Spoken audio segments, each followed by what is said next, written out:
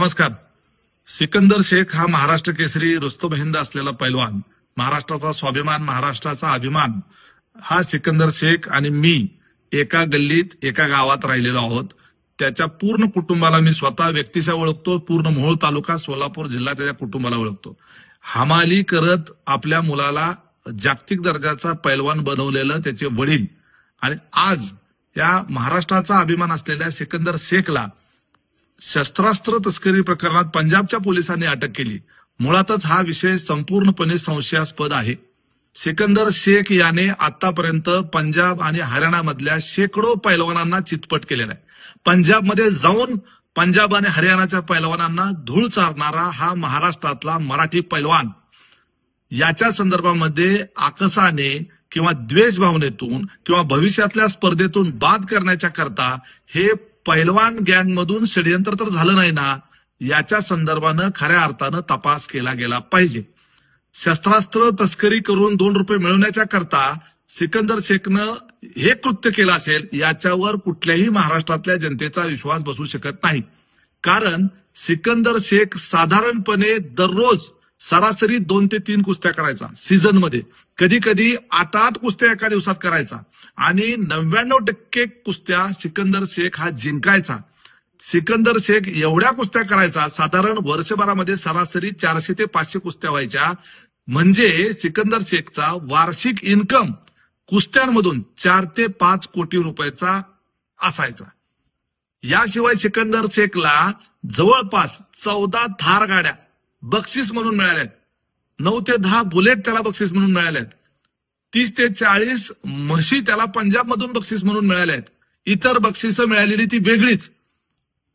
एवढा इन्कम असलेला सिकंदर शेख काही रुपये मिळवण्याच्या करता शस्त्रास्त्राच्या तस्करीमध्ये भाग घे, हे अजिबात खरं वाटत नाही. हे मराठी पैलवानाच्या विरोधात पंजाब आणि हरियाणातल्या पैलवानांनी केलेलं षडयंत्र असू शकतं. मी सिकंदर शेखला निर्दोषत्व देत नाही, परंतु या प्रकारामध्ये संशयाला निश्चित अशी जागा आहे. आम्ही सिकंदर शेख यांच्या वडिलांच्या बरोबर चर्चा केली, त्याच्या मित्रांबरोबर चर्चा केली.